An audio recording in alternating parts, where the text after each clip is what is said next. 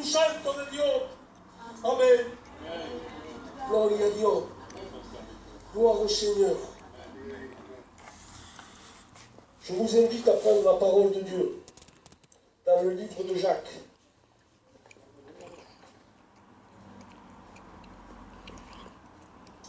Au chapitre 2, Jacques 2, chapitre, et verset 13. Béni soit le nom du Seigneur. Vous êtes prêts? Amen. Commencez la lecture. Amen. Comment?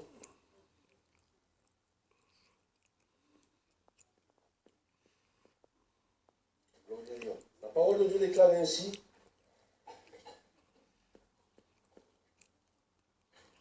La miséricorde triomphe du jugement. Amen. La miséricorde triomphe du jugement. Cette parole est une parole sûre. Amen. Cette parole est la parole de Dieu. Que veut nous dire Dieu par ces paroles? Que la miséricorde triomphe du jugement. Le mot miséricorde, frères et sœurs, pour chacun d'entre nous, c'est un synonyme du mot compassion. Dieu veut que chacun d'entre nous, nous puissions avoir de la compassion, de la miséricorde. Vous savez pourquoi? Parce que l'être humain a plus de facilité à juger qu'à faire miséricorde. Il est plus facile d'accuser quelqu'un, il est plus facile de pointer quelqu'un du doigt que de lui faire miséricorde. L'être humain en général est ainsi. Mais cette parole, elle est à Dieu, elle revient à Dieu. Et Dieu va nous expliquer qu'est-ce qu'il veut dire par là. Lorsqu'il dit que la justice de Dieu, la miséricorde de Dieu triomphe du jugement. Le jugement, le seul qui peut juger, frères et sœurs, le seul qui est apte à juger, le seul qui peut le faire, il s'appelle Jésus-Christ. Amen. Il est le seul parce que lui, il est juste. Sa balance est juste.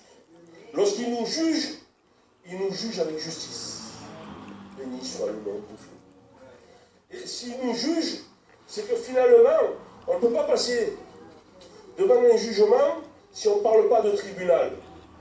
Sinon, si on a le tribunal, si on ne parle pas de tribunal, on ne peut pas parler de jugement. Mais si nous parlons de jugement, et qu'il y a un tribunal, c'est qu'il y a des lois.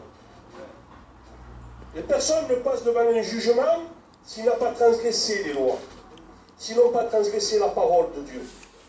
Alors je crois ce soir, mon frère, ma soeur, que Dieu va vouloir nous parler. Je crois que Dieu, dès le départ, l'être humain, et je vais remonter sur la Genèse, je vais essayer de me suivre. Amen. Regardez ce qui se passa dès le départ, lorsque Jésus, lorsque Dieu, lorsque le Saint-Esprit, les trois personnes éternelles ont créé le monde. Le monde a été créé par Dieu et tout ce qui s'y trouve. Et ce qui a couronné cette création, c'est l'homme. Ce qui a couronné cette création, c'est l'homme. Et l'homme, là, va recevoir des ordres, des directives de la part de Dieu. L'homme, lorsqu'il a été fait de la poussière de la terre et qu'il devient une âme vivante, il va recevoir de la part de Dieu des ordres.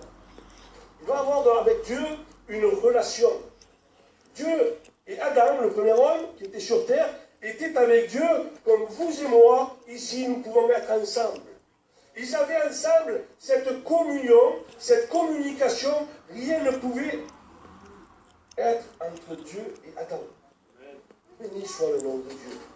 Et Adam était la créature de Dieu. Adam jouissait, il profitait de tout ce que Dieu avait fait, car tout ce que Dieu a fait, cela était bon. Amen. Et bon pour l'homme. Béni soit le nom de Dieu. Et Dieu va dire, Adam, tu vois, je te mets ici dans ce jardin, tu as droit de le cultiver, tu as droit d'y travailler, mais voilà que tu ne dois pas toucher de l'arbre qui est défendu. Voilà que tu ne dois pas toucher de cet arbre qui est défendu. Béni soit Dieu. Et lorsqu'il va donner cet ordre à Adam, il avait cette communion avec Adam, et Adam avait cette communion avec Dieu, parce que comme je dis, rien ne pouvait se mettre et faire obstacle à la communion entre Dieu et Adam. Adam était là, et il était dans ce jardin, et il avait cette facilité d'être en communion avec Dieu, jusqu'au moment où il a désobéi à Dieu. Et lorsqu'il a désobéi à Dieu, Dieu avait mis une sentence. Dieu avait dit à Adam, mange tous les arbres que tu vois. Mange tout ce que tu vois, mais de celui-ci, celui qui est au milieu, celui qui est de la connaissance, du bien et du mal, tu n'en mangeras pas. Car le jour où tu en mangeras, assurément, tu mourras. Amen. Assurément, tu mourras lorsque tu vas désobéir. Adam, si tu manges à cet arbre, et vous connaissez l'histoire, Ève est arrivée, elle a été séduite, et elle a désobéi. Elle, lorsqu'elle a désobéi, elle a entraîné Adam dans la désobéissance. Et que s'est-il passé, frères et sœurs, lorsqu'ils ont désobéi? La parole de Dieu ne s'est pas accomplie. Dieu dira, si tu manges, tu vas mourir, Adam. Si tu manges de l'arbre défendu, tu vas mourir. Mais là, à l'instant T, frères et sœurs, il ne s'est rien passé de ce que Dieu avait dit. Ils ont mangé et ils se sont retrouvés à se rendre compte qu'ils étaient déshabillés, qu'ils avaient honte maintenant de la position où ils étaient. Et c'est ce qui fait le péché dans la première des choses. La première des choses du péché, il te fait avoir honte de ta situation. Le péché, c'est quelque chose que l'on désire, c'est quelque chose que l'on convoite, et lorsqu'on le consomme, on se rend compte qu'on a honte souvent de ce qu'on fait. Et là, Adam va avoir honte. Et l'éternel Dieu, va vouloir, a toujours voulu, il faut que tu saches, que Dieu a toujours voulu avoir une relation avec l'être humain. L'homme est fait d'âme, de corps et d'esprit. L'être humain, c'est la seule création qui peut avoir une communion avec Dieu, parce que Dieu est esprit. Tout ce qui a été créé en dehors de l'homme ne peut pas avoir de communion avec Dieu. La seule personne qui peut avoir une communion, le seul être vivant qui peut avoir une communion avec Dieu, c'est l'être humain, bendito sea el nombre del Seigneur. Et là, qu'est-ce qui va se passer finalement lorsqu'Adam va désobéir? Lorsqu'Adam va désobéir, il va avoir honte. Et qu'est-ce qui va se passer? Tout simplement, il va vouloir se cacher. Il jouissait d'un privilège.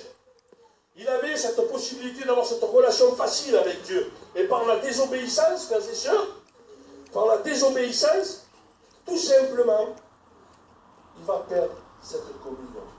Il va perdre cette communication. Mais Dieu, étant Dieu, a prévu pour toi et pour moi et pour lui un plan, bendito sea el nombre del Seigneur. Même si le péché fait son travail, Dieu fait son travail. Et là où le péché abonde, la grâce de Dieu surabonde. Dieu a créé pour Adam et pour Ève une solution. Et Dieu dira dans sa parole qu'il va descendre dans le jardin. Il va dire Mallo, il va l'appeler. C'est la première question que Dieu fit à l'homme lorsqu'il a péché. Il va le chercher, il va lui dire, où es-tu, Adam? Où es-tu, Adam? Adam va dire, je me suis caché, car j'ai eu honte. Mais qui t'a appris à avoir honte, Adam? Eh bien, tu sais, Seigneur, j'ai désobéi. Mais Adam, je t'avais dit qu'il ne fallait pas désobéir. Pourquoi tu fais cela? Maintenant, la sentence va devoir tomber. Parce que je suis Dieu et je suis juste. Et lorsque je dis quelque chose, je le fais. Mais tu es ma création, Adam. Je t'aime tellement. Je t'aime tellement que je vais te donner une chance. Dieu donne toujours une chance aux pécheurs. Il n'y a pas de pécheur qui ne puisse pas avoir droit à la chance de Dieu. Dieu est trop bon. Dieu est bueno. Dieu est trop bon. Même lorsqu'on désobéit, Dieu nous donne une chance. Parce que sa miséricorde triomphe de sa justice. Alléluia. Amen. Et là, Dieu lui-même va faire le premier sacrifice pour pouvoir couvrir le péché d'Adam. Il va les revêtir.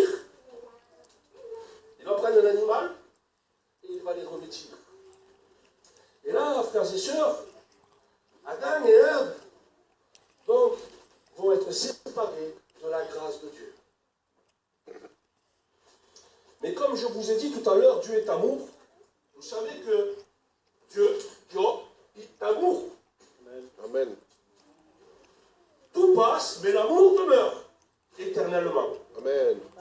Quoi que l'on fasse, l'amour, on ne peut pas l'arrêter. Même la mort ne peut pas arrêter. Lorsque nous aimons quelqu'un, cette personne meurt et nous continuons à l'aimer. Les années passent et nous l'aimons toujours. Tout passe avec le temps, sauf l'amour. L'amour est éternel. Le réel amour est éternel. Amen. Et Dieu est amour. Et lorsqu'il a vu ce Adam et sa descendance pécher, et lorsqu'il s'est rendu compte qu'ils péchaient parce qu'ils étaient quelque part dans l'ignorance, il a dit, je vais leur donner des règles. Et on a las reglas para que vayan mejor. Je vais vous donner des règles à seul fait que vous marchiez mieux. Béni soit le nom de Dieu. Et Dieu étant saint, étant juste, passa par Moïse, bendito sea el nombre del Seigneur, et il va donner la loi à Moïse. La loi est bonne, elle vient de Dieu. La loi est parfaite, elle vient de Dieu. Amen. La loi, c'est quelque chose que Dieu nous a donné à seule fin que nous puissions savoir ce que nous faisons de bien et de mal vis-à-vis de Dieu. Béni soit le nom du Seigneur. Et Dieu continue à regarder l'homme et il dit, mais c'est pas possible. C'est pas possible, ils sont plus ignorants, je leur ai donné la loi. Et il continue à transgresser la loi. Et la loi déclare, la Bible déclare, que lorsque tu transgresses un petit commandement, vous savez, nous les êtres humains, on a tendance à mettre des échelles dans le mal. Mais Dieu, ce n'est pas pareil. Dieu a un regard différent. Dieu appelle le mal péché. Et dans le mot péché, il a tout englobé. Nous, nous faisons la différence entre un petit mensonge, un petit vol, une petite escroquerie.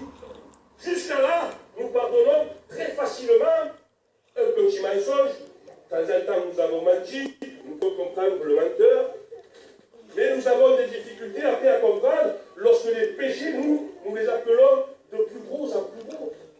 Lorsqu'on se trouve en face d'un meurtrier, on a du mal à le pardonner. Mais Dieu pardonne le meurtrier.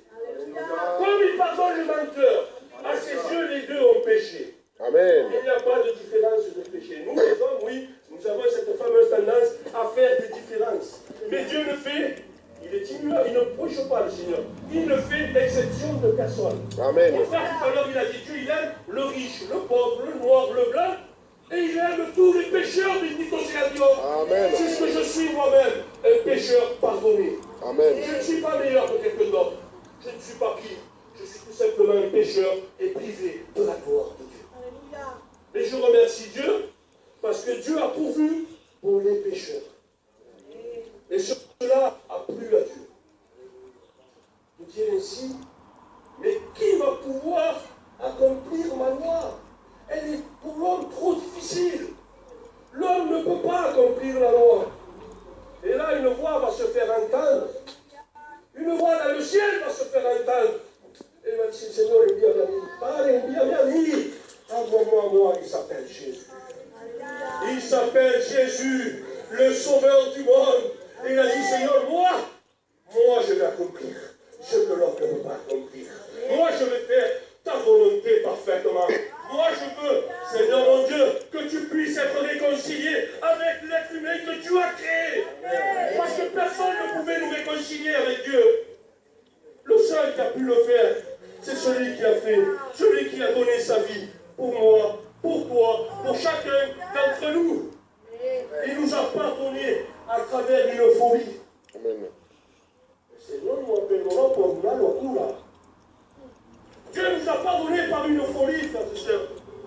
La folie de la croix. Alléluia. La folie de la croix a plu à Dieu. Bendito sea le nom. Ce sacrifice parfait, cet agneau parfait, celui qui a, bendito sea le Dieu, déverser son sang. Son sang si précieux pour que tu puisses te pardonner. Amen. C'est par ce sang si précieux que nous avons accès à nouveau avec Dieu. Tu sais pourquoi? Parce que lorsque j'ai accepté ce sacrifice, si tu acceptes ce sang, bénis ton nom, Seigneur. Dieu va te pardonner. Et lorsqu'il te pardonne, ce n'est pas un homme. Il ne te rappellera pas ce que tu as fait. Tu sais ce qu'il déclare avec sa parole, que si tu te pardonnes, il prête ton péché, il le jette au fond de la mer et il ne s'en souvient plus. Il ne s'en souvient plus de ce que j'ai fait. Le jour où j'ai dit, Seigneur, pardonne la mer, il m'a pardonné. Mais totalement, il m'a pardonné. Personne ne peut m'accuser. Personne n'est plus grand que Dieu. Et si Dieu m'a pardonné, je suis pardonné. Et si Dieu m'a donné la vie éternelle, j'ai la vie éternelle. Qu'est-ce que je m'en fous de ce que tu peux penser? Même si ma conscience pourrait me prendre. Et je dis encore, merci Seigneur pour celui et celle qui a une conscience. Parce que si la conscience te reprend, c'est une grâce de Dieu pour que tu puisses te repentir encore. Parce que la conscience est le témoin que Dieu a donné à l'être humain. Dieu a donné la conscience para recogerme cuando hago algo de mal. Dieu nous a donné une conscience à ce fait que nous puissions nous repentir lorsque nous faisons quelque chose de mal. Et que notre conscience ne nous accuse pas. Parce que Jésus nous a pardonné. Et à quel prix il m'a pardonné? Et à quel prix t'as pardonné? Au prix de son sang. Le sang précieux de Jésus. Celui qui efface tes péchés. Amen. Celui qui te donne la vie éternelle. Celui qui te donne par ses meurtrissures la guérison. Celui qui t'accorde la paix. Celui qui t'accorde la joie. Celui qui te donne ce que le monde ne peut pas t'offrir. Qu'est-ce qu'il peut te donner le monde? Je vais te le dire, une destination pour l'enfer. Parce que le monde est rempli de péchés, l'homme est attiré par le péché, et l'homme va directement à l'enfer s'il ne vient pas se repentir de son péché. Mais Dieu veut que tu te repentes. Dieu veut que tu acceptes où il est. Je t'ai dit dès le départ que Dieu veut une relation avec chaque être humain. Amen. Alors il a du pouvoir à lui-même, bendito sea el nombre del Seigneur, de réconcilier l'homme avec Dieu. Tu sais comment il a fait? Par l'intermédiaire de Jésus-Christ, étant Dieu lui-même.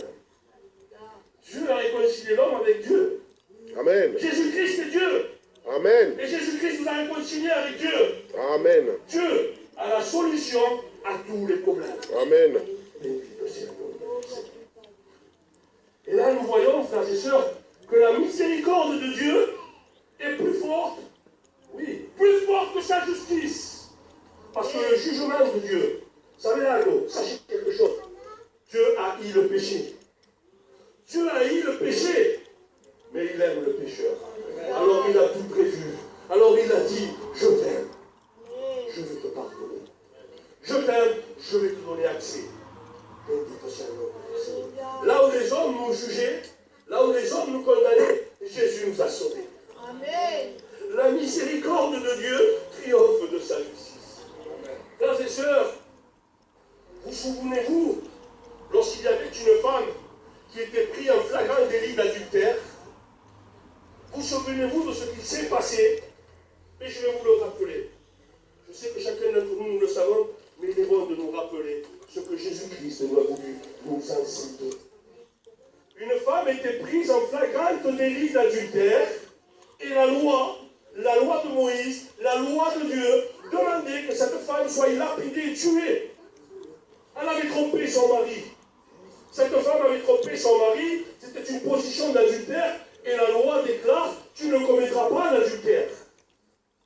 Et là, il y avait tous les hommes de loi, il y avait le peuple qui connaissait la loi, mais il y avait aussi Jésus-Christ, celui qui est miséricordieux, celui qui pardonne tout. Et il était assis, et on va lui poser une question, et il va aller dire, Jésus, maître, oui, il ne répondit pas la première fois. La seconde fois, maître, que faut-il faire avec cette femme qui a été prise flagrant délit d'adultère? Les Écritures disent, la loi dit qu'il faut la condamner, qu'il faut la lapider, qu'il faut la tuer. tuée parce qu'elle a transgressé la loi de Dieu, elle a péché, elle mérite la mort. Jésus est tout assis et la parole déclare qu'il était en train d'écrire par terre. Et toutefois, la question, il va se lever et il est expert dans les réponses. Il est le maître de la parole. Il est celui qui a créé le salut. Il est celui qui a créé le monde. Il est celui qui nous a créés. Il est celui, béni du Seigneur, qui n'est jamais